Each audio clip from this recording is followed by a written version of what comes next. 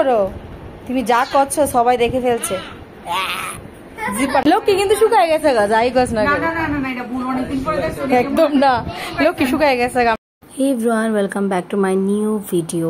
আর সন্ধ্যাবেলা আমার ভাই বোন মামি সবাই আয় পড়ছিল, বোনের ছেলে সবাই মিলে এখন আমরা যাবো মা বিপদনাশিনীরে আনতে। তো আমরা ফুল মালা সব কিছু বাড়ি থেকে নিয়ে যাই, তারপর ওইখানে গিয়ে অ্যাডজাস্ট করি, তারা লাগাই দেয় মারে। তো এখন আমরা বাড়িতে আসি মারে আনতে, সঙ্গে থাকো, আশা করি ব্লগটা তোমরা খুবই ভালো লাগবো। আর আমার গলা প্রচণ্ড খারাপ আসছিল, তার লেগে আমি 2 দিন ব্লগ দিতে পারছি না। আস্তে আস্তে পূজার ব্লগগুলো সব তোমরা পাইবা, এবং আমি আমার ফেসবুকে এবং ইউটিউবে স্মৃতি করে রাখুম। এই হলো আমরা মিষ্টি মা। হ্যালো, এই যে আমাদের সুন্দরী কন্যারা, আমরা একটু মানে নিতে।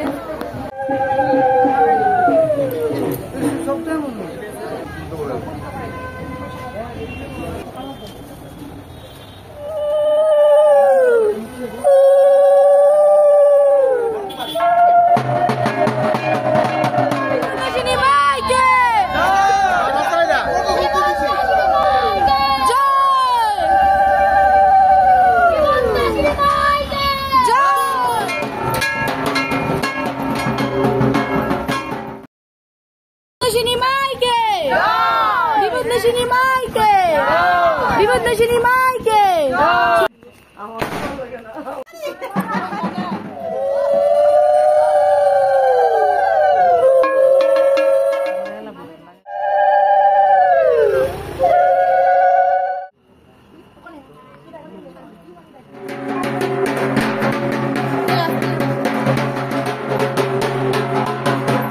আমাদের বাড়ির পূজাটা আসছিল এবারে 10 বছরের মায়ের পূজা, 10 বছর হইল এবার। তো মা আসার পরে আমরা বাড়িতে মারে অধিবাস দেওয়া হয়।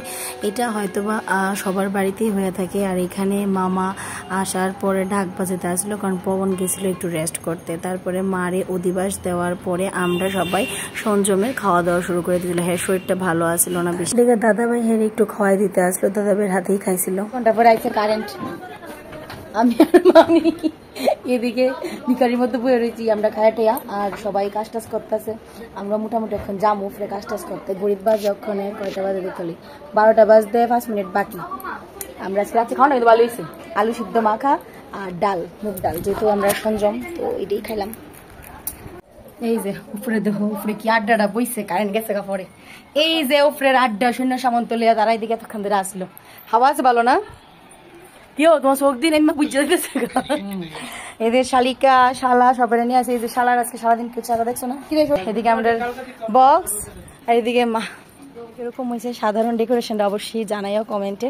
আর এদিকে দেখো আমরা মিষ্টি মা, মিষ্টি মুখখানা নিয়ে বইয়ে দিচ্ছি। মার সামনে প্রদীপ ধরাইছিলাম, প্রদীপ না সরি মোমবাতি লাগাইছিলাম, কারণ সারা বাড়ি অন্ধকার থাকতে পারে, মার এত অন্ধকার রাখতে হয় না। দেখো আমরা মার মুখখানা কি মিষ্টি। আরো ভিডিওস ব্লগস আইবো, এখন কিছু কাজ আছে। ঠাকুর মশাই হয়ে গেছে যে আমারে মার প্রতিমার সামনে যেখানে ঘট বইব এখানে আলপনাটা সারে রাখতে রাত্রিবেলায়, কারণ আমরা ঠাকুর মশাই প্রচন্ড বয়স্ক মানুষ, ম্যানেজার হয় না এত কিছু, প্রায় 80 অ্যাভাভ, এক্সাক্ট না কতটুকু বয়স।